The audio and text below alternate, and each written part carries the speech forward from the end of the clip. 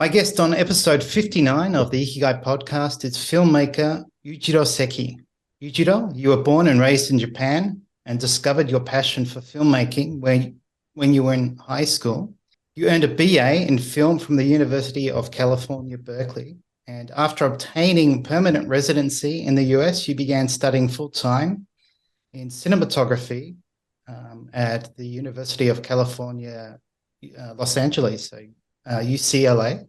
And then upon graduating from that program, you embarked on the journey of making your first full-feature documentary, Carving the Divine, Buddhist Sculptures of Japan. And it's an amazing film, an amazing documentary. I really enjoyed it.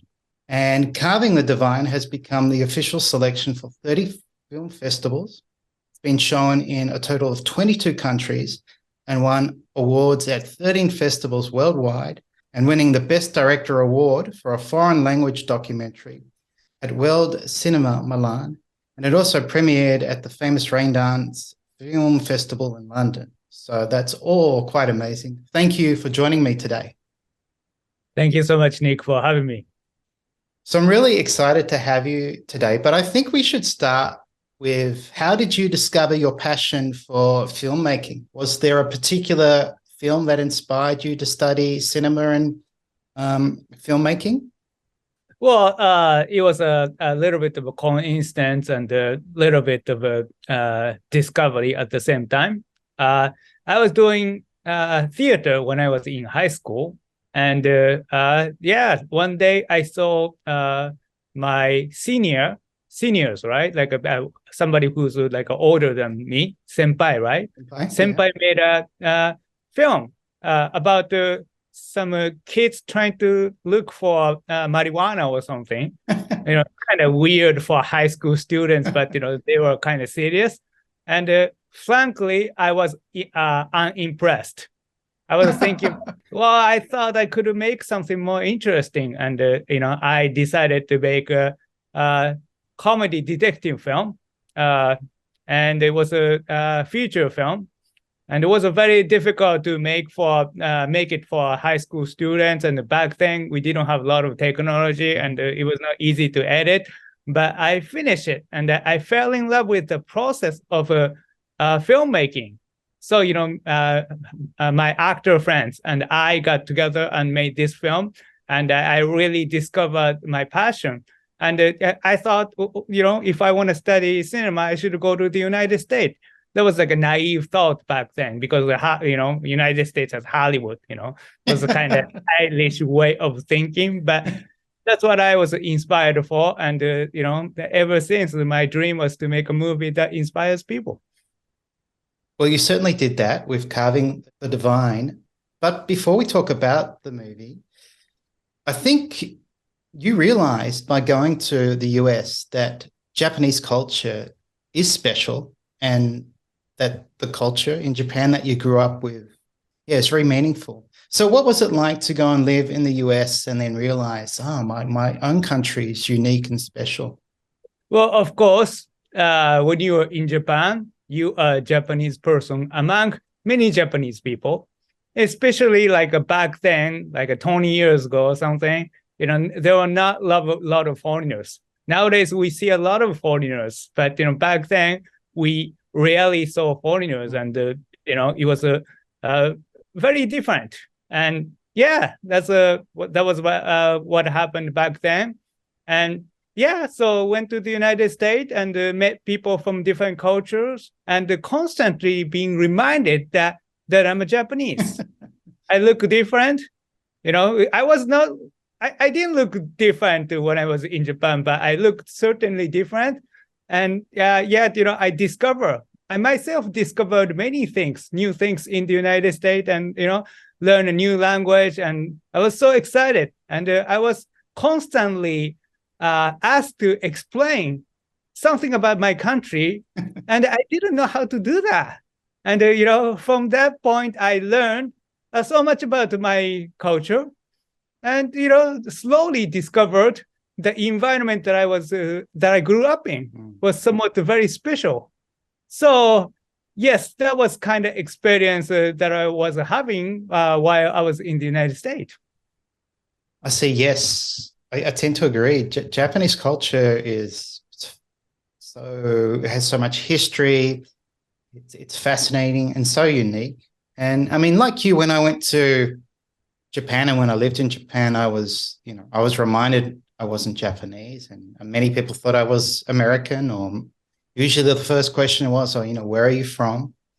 But yeah, Australia doesn't have this depth in culture. People would often say things like, "Oh, kangaroo or koala," but they would never really ask me to explain these deep cultural customs or aspects about Japanese life that I think the West is fascinated with. So the West is really fascinated with many aspects of both traditional and modern Japanese culture. And your movie focuses on this tradition. It's, a fascinating documentary. I thoroughly enjoyed it. I've watched it about 4 times, maybe 5. So I highly recommend, if you have any interest in Japan, in craftsmanship or art or Japanese culture, I recommend you watch it. And so the documentary is about Butsuzo, the carving of wooden Buddha sculptures, and it explores many themes. But can we first talk about your connection to Buddhism and why you decided to have Butsuzo as the main focus of your first feature-length documentary?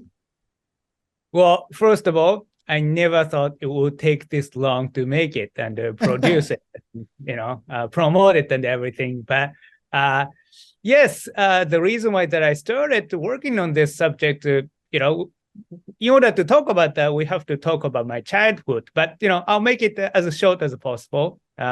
So, yes, my father is a Buddhist altar maker, Butsudan maker. And ever since that I was little, I was surrounded by Buddhist objects, tablet, oihai, Butsudan, and the statues, Butsuzo. And I never thought anything of it because we were just a family business. Yes. And my father took me different places, such as the temples, because he had many connection with a priest and nuns.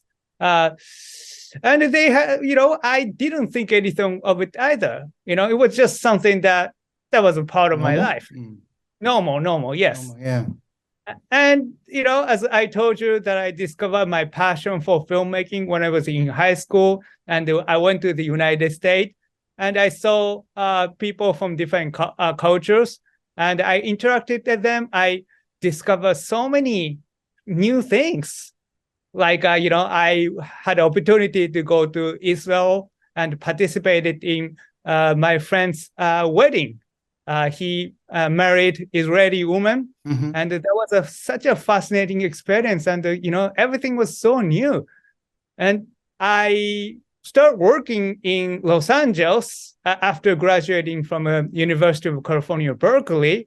And, at first, it was exciting. It was my new job and everything, and I got to work with a film, a video, but it was not something that I dreamed of. It was just recording videos for businesses mainly. I see. And it was, it paid a bill, and it was okay. I learned a lot, but deep inside, my passion was to make the film that inspires people.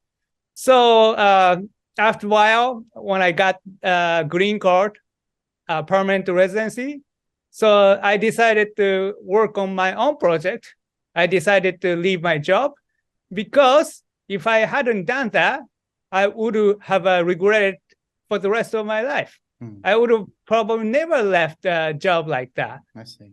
So, and I was thinking, what can I make that is a very unique, that worth something, that means something to myself, to my people, and to the world. And, I happen to have access to Bushi people, Buddhist sculptures, and it has a 1,400-year-old tradition. Yes. And I was thinking this subject must be something that I could only make. It's not like anybody can go out there and make this film. They could, but not to the level that I could, because I had such a deep connection with many of the people there. So that's why I decided to work on this documentary. But I told you, I never imagined it would take this long time. Well, let's touch on that.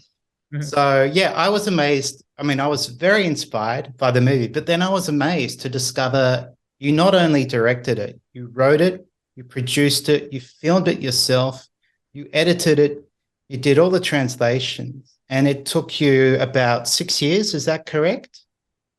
Yeah, the first version got finished like in 6 years. But from there, I did a few refinement. Like, I improved the music. I hired, or I don't want to say hired, because he was so nice enough to come and do the music for Carving the Divine, the composer, Nicholas Pike. He is a Emmy Award winning film composer.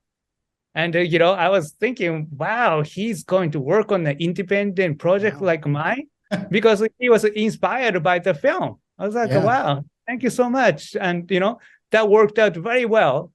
You and him and I had a really nice working relationship. And, after that, I had to clean up the sound. As you know,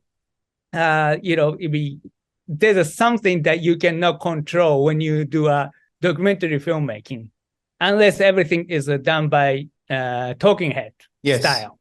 Yeah. It's because, what happens is what happens, right? Like when you go out there and shoot and you go past like a pachinko parlor or something, and you hear this crazy loud noises. How can you reduce it down?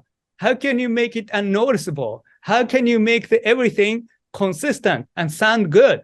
That process took so long as well. So, so between that, it just took 11 years. Okay. Well, you did say on a YouTube video, it almost killed you. So making this movie. So it sounds like you put your heart and soul into it. And I actually love the way it's shot, because it almost feels you're there, as opposed to what you said. Many documentaries do talking head, and people obviously rehearse what they're going to say. So it's very different. So it is very captivating. I really loved it. Can we go back to the word bushi and what that means, and maybe even talk about the two characters that make up the word? Sure. Simply translated, Bushi is a Buddhist teacher, right? So, Boots is a Buddha, the character. Zo is an image. So the image of Buddha would be probably a right translation, but it just doesn't make so much sense, because when Japanese people talk about Butsu, they are talking about Buddhist statues. So, we can go back to the origin of the world and everything, but, I wouldn't be caught up so much on that, other than the fact that, the people who make Buddhist wood carvers, Buddhist sculptures, Buddhist sculptures, and it has a tradition of 1,400 years old. In the beginning, it was not the wood, but more like a bronze and different kind of medium, and slowly developed from the imitation from a Chinese and the Korean counterpart to Japanese style, starting from a year 1000 and around 1200, 1300. It becomes very, very refined by the name of the legend sculptors Unke and Kaike. And ever since that, Bushi, unlike other professions who want to be better than people, ancient people, the people of the past, but Bushi trying to get as close to as the ancient masters, because those people are truly masters, and the modern people try to be like them. It's just a little bit different. So yes. Well, that touches on the theme of ancient wisdom, or the ancestral wisdom. But I guess if anyone is in Japan and they're listening to this podcast and they're traveling, I guess they would find these butsuzo, or these. Where would they find them? At Buddhist temples? Everywhere. Everywhere. So they're very commonplace in Japan. Yeah, yes. If you only talk about woods, temples and the household would be main places. But when you talk about the stones and the other medium, yes. you see everywhere. Yeah. You see them on the street. You see a jizo, buzuzo on the street, right? Everywhere in Japan. So in some sense, Japanese people have a less appreciation for buzuzo because it's just like air. I always tell people it's like air. So, we don't appreciate it. It's there. You're entitled to have air. But once somebody cut off the air, you won't be here for a long time. So it's just it's a very important and integral part of Japanese culture. Gotcha. That's why it's been here for 1,400 years. Yes. After all the governmental changes and samurai dies and the new government, like Meiji government, arises and everything. So famines and wars and the Butsuzo survive. Crazy stuff. It's amazing. Yeah, it is these things about Japan that I love, these cultures and these things, I guess, as a foreigner, you find captivating and you have this desire to learn from. But as you mentioned, they're also very commonplace for Japanese, and they wouldn't, I guess they wouldn't really think much about them unless maybe, the art or craft was lost. And that's something you do touch on in the movie. But I guess one of the main themes of the movie is the sort of the master apprenticeship relationship. So why did you want to document that aspect of Butsuzo? Why was that important for you to share when you could have done maybe many different other things? Well, again, as I told you, this subject can be tackled from different kind of approaches. Sometimes you can do a document about the history of Butsuzo and Bushi. You can make a documentary about how to make statues. And you can make a documentary in so many ways. Going to the temple and appreciate different kind of statues. Yes. But those are the things that done before already. I see. There's nothing so special. I mean, to me, it's a special. Of course, every film is a special. But, it was not even challenging for me. I was also looking for something challenging. As a filmmaker, I learned different kind of tricks to put the videos together, music together, and all that the sound effect together, and make you believe anything. Yes, that's like a danger of the videos, right? So if you do it like with a bad intention, you can really mess up people's mind. And when I see many documentaries have a good intentions, but to me, it's a very one-sided narrative. I see. Yes. So it's like it's like a college essay. So you have like a beginning, middle, and end. You state thesis statement, and you try to prove your point in the body, and try to hammer you, convince you in the conclusion. So while a lot of people have good intentions of making the world a better place, but to me, sometimes these documentaries are not too fascinating to me. No. Because as a filmmaker, I can tell, this person is trying to manipulate people by using the language of cinema. And also, these documentaries are relatively easy to make. Because, you write and you follow according to your plan. Yes. You have already agenda. If you don't like something, you already have an agenda and you try your best to convince people your point of view is right. And I wanted to make something unbiased. Go ahead. I was just going to say, there is no narrative to this film. It's like you're there and you've just opened the world to this relationship between master and apprentice. And it seems so authentic. That's what comes to mind. It's a very authentic picture of this relationship. So yeah, it was really fascinating to see these relationships in the movie develop. Yes, so you asked me why did you choose this relationship? Because this relation is very fascinating. It's very unique and also very Japanese. Yes. So that leads me to this point.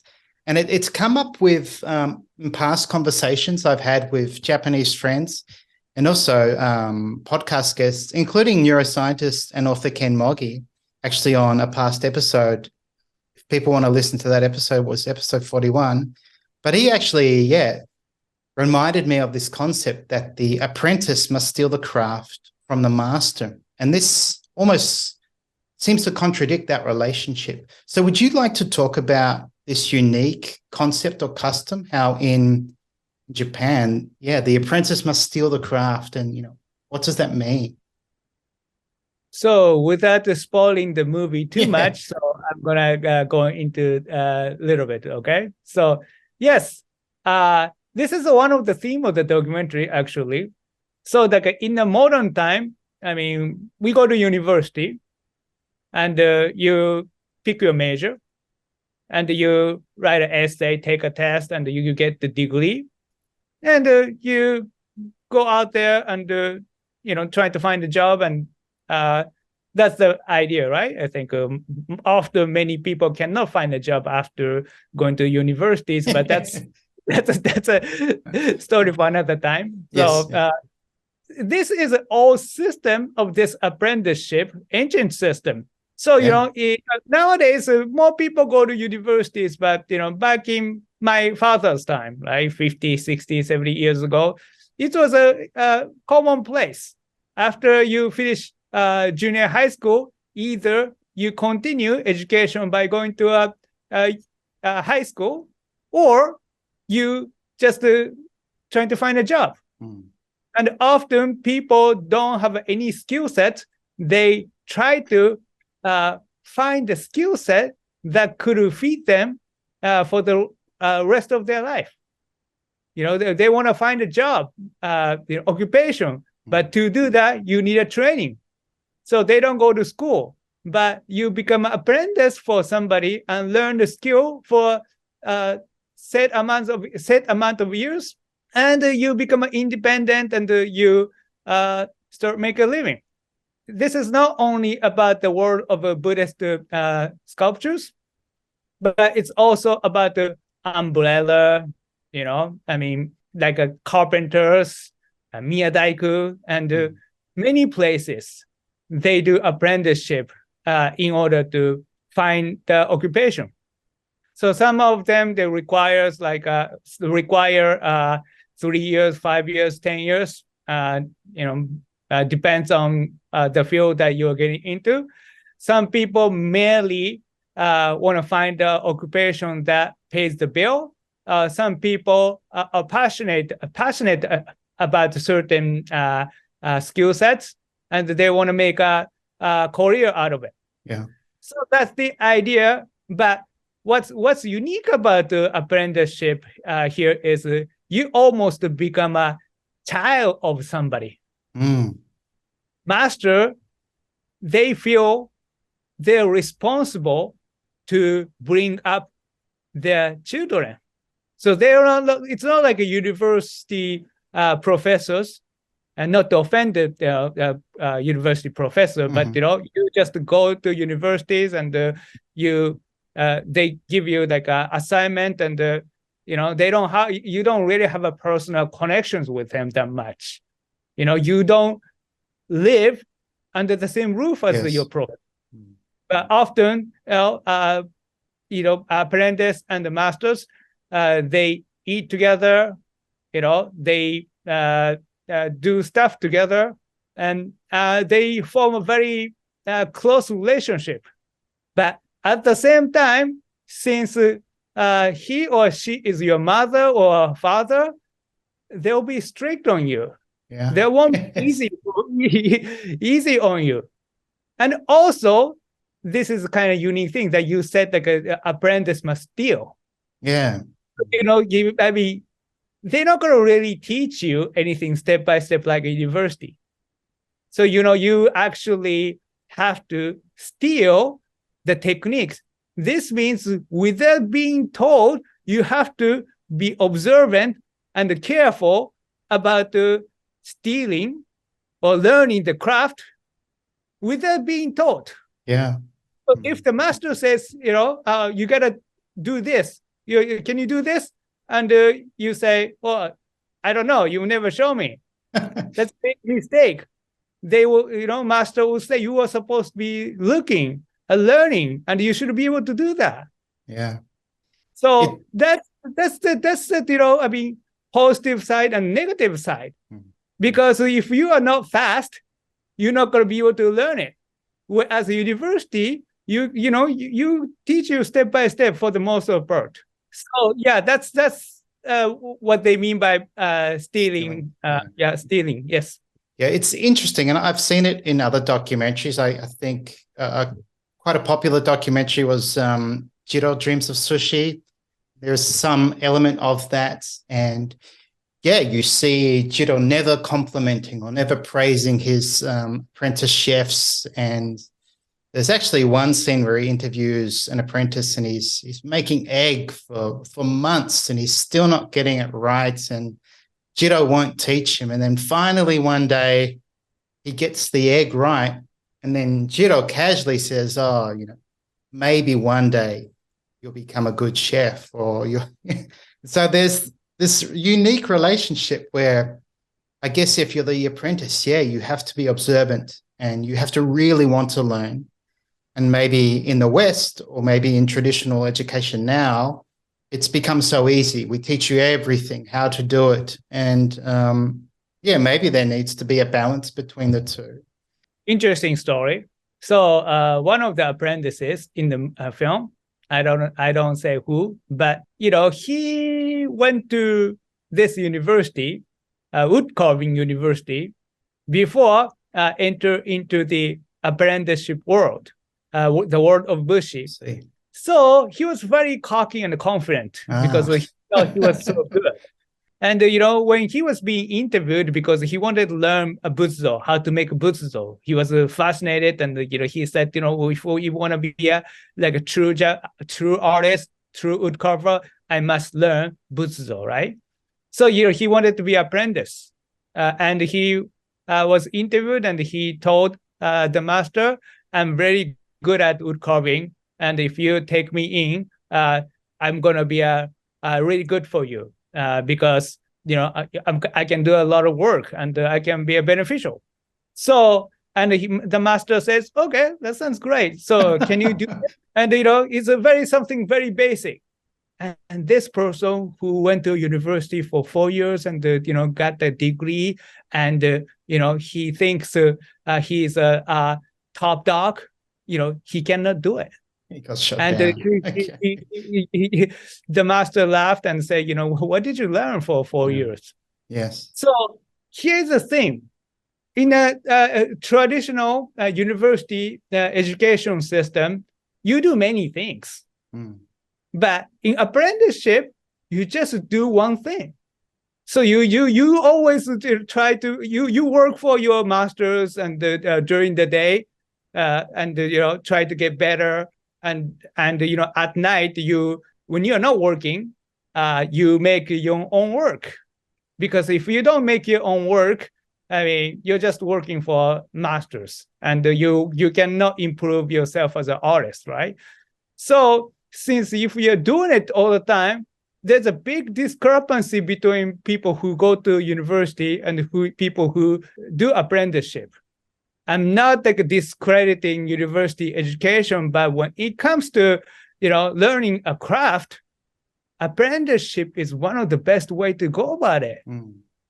So yeah, that brings up a really important word. And I remember actually my wife taught me this word. And I think I've mentioned to you, my Japanese father-in-law is a craftsman. So he makes shinoyaki pottery and he specializes in machajawan.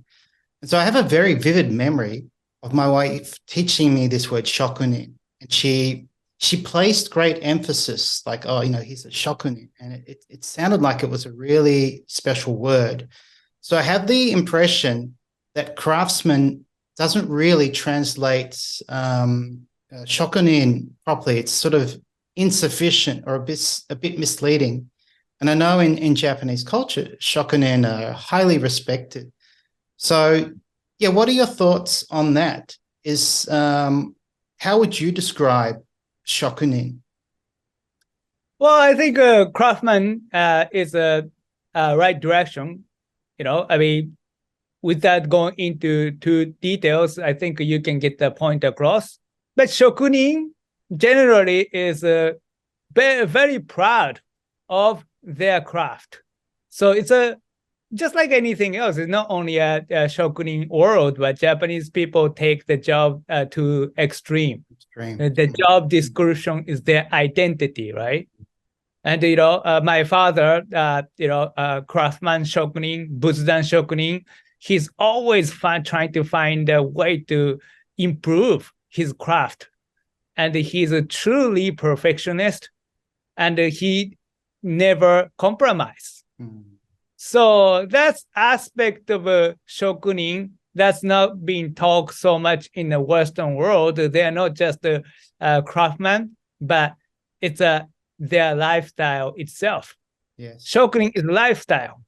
It's not like they have other hobbies, and they do have other hobbies. Of course, they like to watch movies or going to go skiing and everything. They do that, but true shokunin in my mind is just somebody who does this all the time. Just like in the film, you see a master who does it every day. All the time. But for many, many years, so, Many, many years. Yeah. And that's kind of separate him from other shokunin, craftsman. And he gets a lot of respect because that's how he does it. Yeah, I was going to say that's actually one of the beautiful aspects of the documentary and perhaps Japanese culture is this respect for masters. And I think in the West, maybe because we simply don't have craftsmen, we don't respect our elders and their knowledge and their skills and what they can give us. So that was a fascinating aspect as well, to see how much they respect their master and then, these other masters. But a word that I learned actually, again, from Ken Mogi was kodawari, this idea of great attention to the fine details of one's work. And you definitely see that in craftsmanship in Japan and in your movie. And yeah, is that a word that you would relate to shokunin, kodawari? Absolutely. Of course. Yeah. That's even like they're talking about this, make it cheap, if that makes sense. Having kodawari is a norm. It's not like something special. You have to have a kodawari, period. We're not going to even talk about it. If you don't have a kodawari, then why even do it? Yeah, so that's standard for these type of craftsmen. Yeah. So, yeah, I learned so much from your movie and something I sensed from you, and I'd like to quote you from one of your YouTube videos, because I think there's this important message you have about craftsmanship in general and about Japanese culture in general. And so you say, we are living in an age that completely dismisses the value of traditional art, the art of ancient wisdom. We are in a culture that disrespects the wisdom of our ancestors. We embrace anything new, but disregard the old as superstitions of the past. And that really spoke to me when you said that on one of your YouTube videos. So Japan does seem to be losing its traditions and cultural customs and arts to technology and globalization. I sense this really frustrates you. Well, again, technology makes things easier for us. I recognize that. And because of the technology and medicine, people in some way have a better life. Yes. But at the same time, I mean, we are too overconfident about this whole thing that, we disregard anything that's not scientifically proven. If you cannot see it, hear it, smell it, if you cannot prove the existence of it, you automatically think this is a bogus. Mumbo jumbo, yeah. Mumbo jumbo, yes, mumbo jumbo. But some people might say those statues are superstitions from the past, and maybe they are. Maybe they're not. But what they don't understand is those statues are guidance for us to live in a way we can have a more grounded life. So what happens is if you disregard all the spirituality, all the things that we cherish, our ancestors cherish, what happens is how can we ground ourselves? The material thing is themselves. Yeah, they'll make you feel better. There's a food and there's a house and the drive a fancy looking car. Yeah, it's a cool and everything. But beyond that, I mean, what's there? What's gonna happen when you die? Really? Yes. Have you asked that question before? And no, I'm not talking about you, but people in general. Yeah. We pretend as if we're going to live forever. And once we get ill and, face the fact that we're going to die, we are not ready. That's one of the aspects of it. We can go into more details, but, some people might say this guy is so crazy, so I'll just stop. I don't think so. No, I think my audience enjoys these conversations. And I guess Bushi and Butsuzo connects us to the spiritual world, and much of Japanese culture also connects to, I guess Shintoism connects very much to the natural world. And we are living in an artificial world now. But you do say that this art puts people directly face to face with certain questions, like why are we born? Why do we suffer? Why do we die? And so on. So do you think people ask themselves these questions, or have we become, it sounds like we've become, lost to technology and entertainment, and we don't think deeply about our existence anymore? Well, of course, some people do, and some people don't. I think some people are so entertained the fact that, we have a lot of things that we can enjoy, right?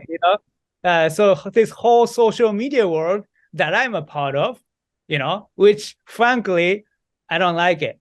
I think it's a bogus, but, this is one of the best ways to get your point, get your message out to the world. So it's a double-edged sword, right? Yes. So if this was not for Carving the Divine, the film, I would have probably never done social media. I probably would have had a Facebook or something, and just post few pictures and that's it.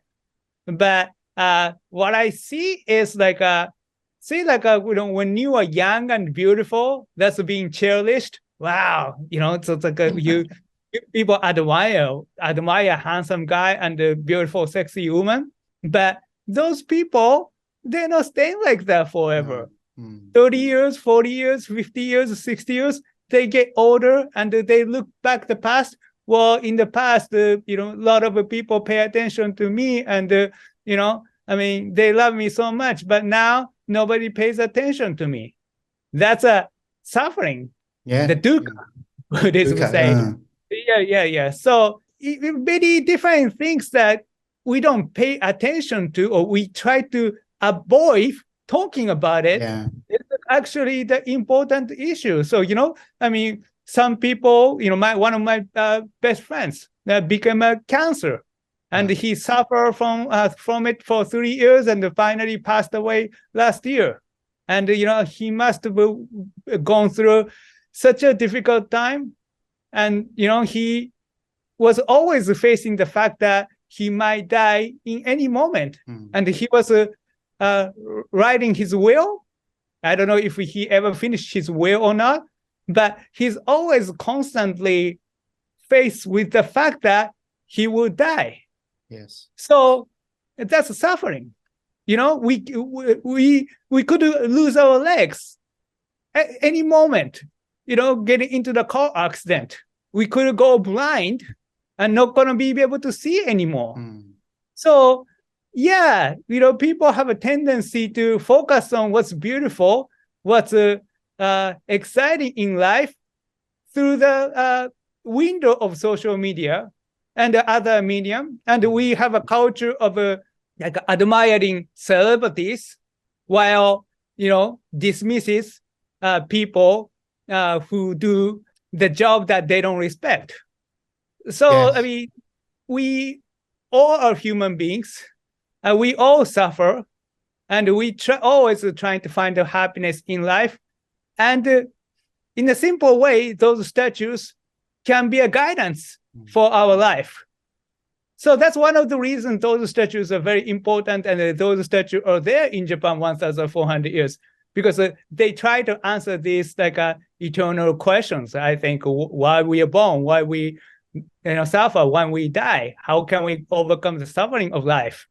And for somebody to tell me that's a useless and you're garbage, well, let's see, when you truly suffer, what kind of option you have, Yeah, I agree with what you're saying. We are in a world where we have unlimited entertainment. We value beauty, youth, and we're addicted to all these images of that. And perhaps we're not thinking deeply enough, and either something tragic has to happen. We lose a friend, we get a cancer diagnosis, our parents die, and then maybe we start thinking about these deeper questions. But something I really observed in your documentary was also this sense of purpose and commitment to work, dedication, and really, Japanese has that culture of, chantosoru, doing things properly, but for shokunin, doing things to the best ability as often as they can. And I'm wondering for you, outside all the technical aspects of filming and editing, when you were filming, what was it like? And what did you learn from observing these craftsmen? First of all, as a Japanese, I had a certain kind of expectation already. Right? Foreigners think this culture is very new, different, ancient, and maybe out of date. But for Japanese people, to some extent, we are familiar with that kind of culture, that people are strict, people, strive for perfection. And it's not the easy world that they are getting into, especially shokunin world, because you get yelled at, you get ridiculed, yet you got to keep going in order to be a great craftsman. So, I had a certain kind of expectations, and I was be able to observe and film the life of these people. In the beginning, people are very self-conscious about the camera, but because I was there, so much, they don't care about it anymore. That's the beauty of it, right? So if you just have a couple weeks to film, you won't be able to film documentary like this, because people just want to be their best behaviors. Especially Japanese people, they don't want to show like ugly side. Yes. They only want to show a tatemae world, right? Yes. Yeah. So I was be able to see almost everything, and be able to put that footage together and make a story out of it. And what's fascinating thing is that really every day nothing happens. Yes. Okay, so Basically people just carve, right? Carve statues. And I was thinking about how can I make a story out of it? It's like a documentary, it's a film. It has to have some kind of story. And I struggled for many years trying to find the story, and there was no story. People just making statues, and that's it. And I didn't want to make a film out how to make statues, And also, I didn't want to make a film talking head the film interviews, documentaries. I wanted to tell an authentic story, yet it has to be somewhat entertaining to propel the story forward. Sure. So that was a big challenge. Yes. How many hours in total did you shoot? So that hundreds? I don't know, hundreds of hours. And, I mean, the first edited version I ever made was 3.5 hours long, and it was too long. And, I mean, I think 98 minutes is a good length of the documentary. Beyond that, I think people will lose their mind when it comes to documentary. So. All right. Well, I'd watch 3.5 hours. It was truly amazing. So if you ever do a director's cut or something, please do. So, I mean, as you know, this podcast is related to the Ikigai concept, and I've interviewed many people about Ikigai. Do you think for these shokunin that their work or craft is a source of Ikigai for them? Yeah, for some people, yes. Some people prefer drinking as a Ikigai. Or maybe both. I think for Master Saito in the film, he likes drinking and he likes carving Buddhas. So, both are his Ikigai, but definitely making statues were for Ikigai. Yes. And so what about you, Yujiro? Is filmmaking your Ikigai, or is it something else? I knew you were going to ask me that. There you go. Well, I have the answer for you. So when I started making the film when I was in high school, the detective film, comedy detective film, and I show it to people in my school and made people laugh, and that empowered me. And I really, felt something special of making something out of nothing, So filmmaking became my Ikigai. Yeah, for sure. But when I started working on carving the divine, it's not Ikigai anymore. I hate it between you. I hate it so much. There were so many obstacles and so many, unpleasant experience during the shooting. Yeah. And after, I finished making the film, I mean, people frankly wonder, why you spend so many years making a film about the woodcarvers? Why don't you just make a film about the famous people, like Justin Bieber or something, right? So, like regular people didn't get it. And I was thinking about, this is a really important Japanese culture, 1,400-year-old tradition, never been brought to the Western world, and why don't you get it, right? But people are not enthusiastic about it. Many people. I mean, some people get it. Some people like yourself. This is, you're my audience, definitely. They just get it right away. I don't need to talk to them anything. I made a film about Bushi, and they were like, oh, I want to watch it. When's going to be released? But regular folks, they just didn't get it, So last 6 years, about 6 years or 5 years, have not been about mainly about making a film or putting the film together, but it is about promoting the film, marketing the film. And marketing the film is as hard as or even harder than making the film itself. When you tell that to filmmakers, they get really upset, right? Like, well, you know what? Like, you made a film and everything, but that's just half the battle. It's not even half of the battle. It's a quarter of the battle. It's the easy part. Now you finish the easy part. Now you're going to do a difficult part to promote the film so the people take your film seriously. That's, to them, that's like too overwhelming. Because making a film itself is such an incredible journey, incredible task. Film is one of the most expensive art form in the world. People don't know it. People watch it for 2 hours and just the time passes by, but you cannot make a film alone. Even like you might think that you did like a writing and the directing or producing, editing and the sound and everything by yourself. You might say that, but I still had to have a people to be in the film, and I had to have a film composer, and I had to have somebody who can give me advice while I'm editing, so that I can be objective. So you cannot make a film alone. So people get really upset. What are you talking about? Making a film is the hardest thing you can ever do, and more than making a film, this promoting thing is more difficult.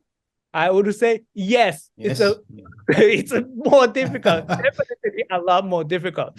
So after making a film, I started doing that YouTube show, Carving the Divine TV, which is about the basic concept and the history of Buddhism. And we also did a lot of shows about the statues and how to, identify different types of statues. And we did a blog, Butsuzoshon, which is about how to appreciate Buddhist statues, Japanese Buddhist statues. This is a more like an artistic, approach, right? So between my YouTube shows and blogs, I wanted to raise the awareness of this wonderful, beautiful, incredible ancient tradition of Butsuzo. And slowly people, started pay attention to, my content and started discover my documentary.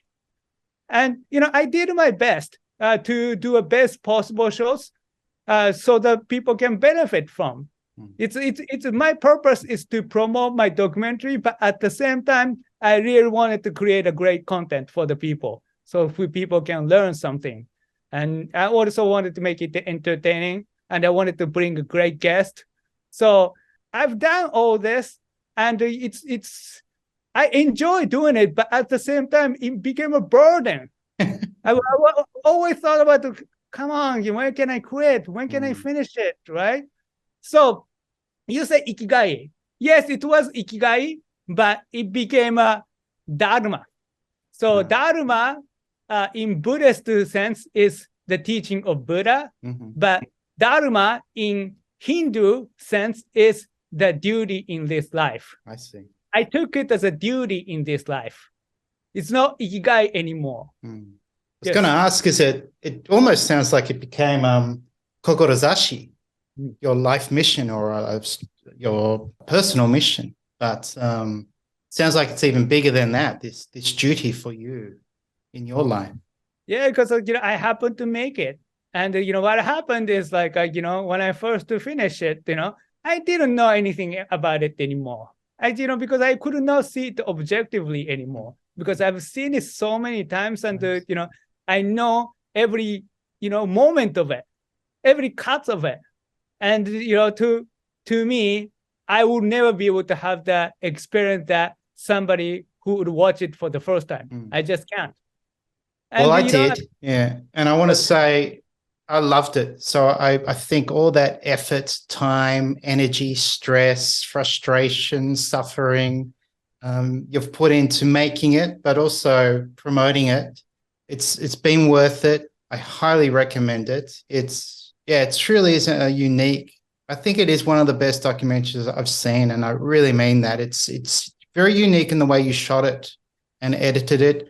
There's so many, there's just so much to learn. A lot of beautiful imagery, a lot of intense scenes, and some dynamic scenes, and then reflective scenes. So I find it fascinating. So I'm really glad you made it, even though it's taken so much of your life. So yeah, thank you so much. Yeah, to continue to finish my point is that when I first finish it and show it to people, I had no idea how people are going to react, right? I was like, well, I think it's good, but I don't know, maybe it's not good at all. So that's what I was thinking, right? And I had an opportunity to show it to a congregation at the Orange County Buddhist Temple, Buddhist Church of America, Churches of America, and the Bishop Reverend Marvin Harada invited me to show the film there. That's a test screening, right? I like see, a private screening for the congregation. And he's like, let's see what you got. He was like, let's see what you got, right? And when people are looking at, including him, right, looking at this film, people hardly show any facial expression. They don't show reactions, right? Yeah, there are a few places you can chuckle, like a laugh and a little bit, but it's not really a funny comedy documentary. It's not like my detective film that I made when I was in high school. Mm-hmm. When I made a detective film, I knew it's working during the screening, right? People laugh. When I tried to make people laughed. I was like, yes, it's working, right?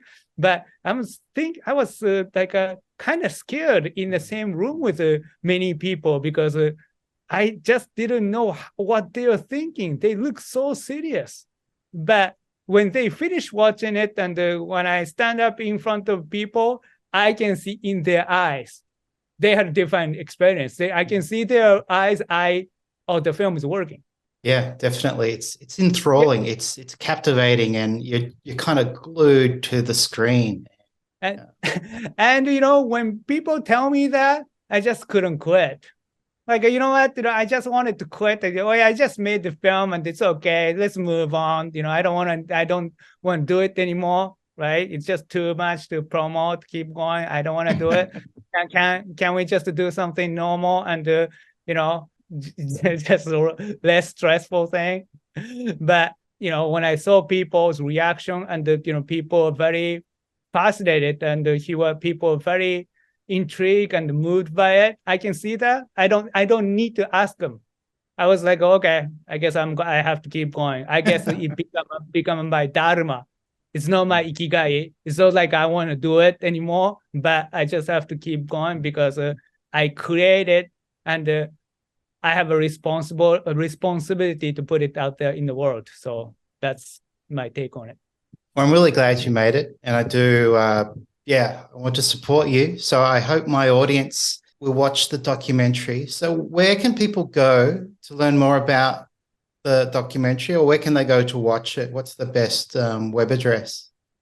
Well, the best way to watch it is to go to www.carvingthedivine.com. And when you go to the website, you can have an option. You can watch it in English. You can watch it in Portuguese, Spanish, French, German, Dutch, and even Jewish language, Hebrew. Oh, wow. Yes. Many people actually watched the documentary and they were very fascinated by it. And they were very happy to make a subtitles and they wanted to be a part of it. So it just speaks for itself. I'm not trying to, be bragging or anything like that. I have no intention to become a famous by promoting film about statues. Like, come on, if I want to do that, I should be a rapper or something, right? Or go to like a American Idol or something, like why do I want to promote that film about statues, right? So so I know it works. It doesn't mean it works for everybody. There's no such a thing as 100%, I'll tell you. But majority of the people, it works and they will give you the experience that they've never had before. That's I guarantee. It certainly gave me that, and I'm probably going to watch it many more times. So yeah, we'll put the link to your website on our show notes, and really enjoyed this conversation and of course the documentary. So thank you so much, Yujiro, for your time today. And I'm not going to ask because I know people say, when's your next film? So I'm not going to ask that, but I do hope you make one in the future. Maybe give yourself 3 or 4 years off, take a long holiday, and please make another one. Thank you so much for saying that. So I'll definitely consider. Thank you. Thanks, mate. All right, I'll let you go. Thank you so much for today. Thank you for listening to this episode of the Ikigai Podcast. To learn more about Ikigai or to become a certified Ikigai Tribe coach, visit ikigaitribe.com.